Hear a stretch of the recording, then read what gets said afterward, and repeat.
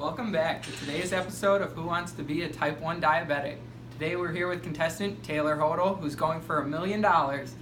Taylor, are you ready for your $1 million question? I'm ready. Okay, for $1 million, please teach our patient how to use her insulin pen. Okay. So, how are you? I'm good. How are you? Pretty good.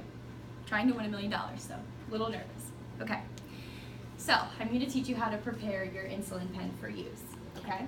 So, your insulin pen, you're going to store it in the refrigerator before you use it. So, the first thing in order to prepare the device is you're going to take it out of the refrigerator for at least 1 to 2 hours before you're going to use it.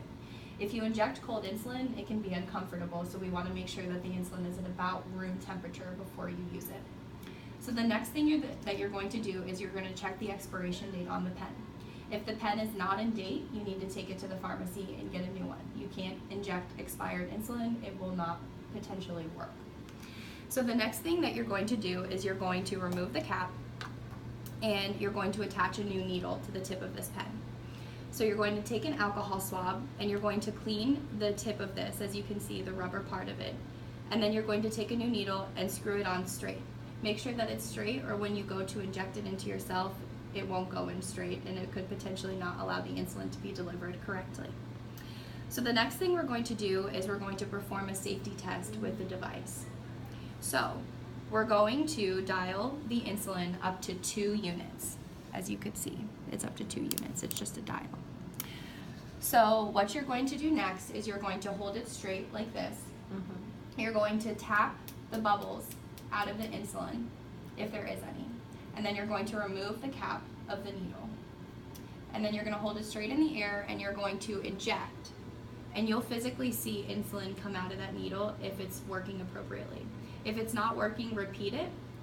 And then for a third time, you can try to change the needle. And at that point, if it's still not working, you need to take it to the pharmacy to ensure that you get a device that actually works. Okay. Now for injecting. So you're going to recap that first after you do that.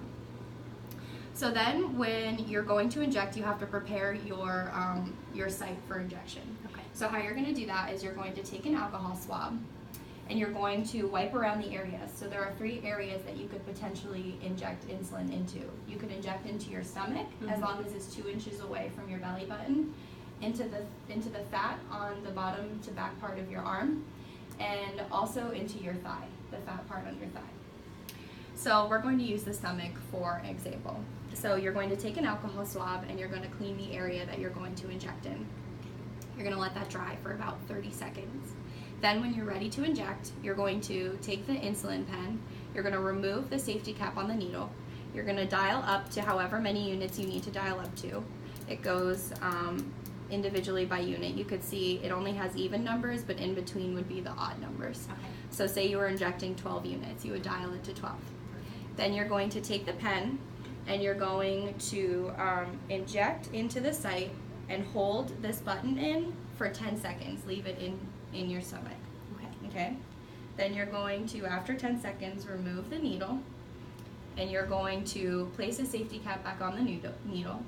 You're going to unscrew that needle and put it in a sharps container. Okay. Ensure that that goes into a sharps container because you don't want that needle to hit anybody else and potentially contaminate them. So after that, you're going to recap the pen. Don't rub the injection site, don't play with the injection site, just allow it to sit there and it will be fine. So just make sure that you store it back away wherever you want to keep it. It can be kept at room temperature after you take it out of the refrigerator. Otherwise, you just want to monitor for any signs of low blood sugar.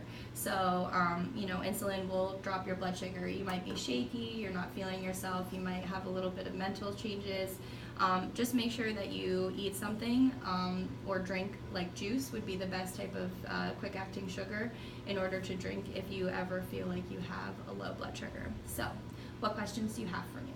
None. I think you answered them all. Thank you. Okay, perfect. Well, Congratulations, Taylor. You've won $1 million.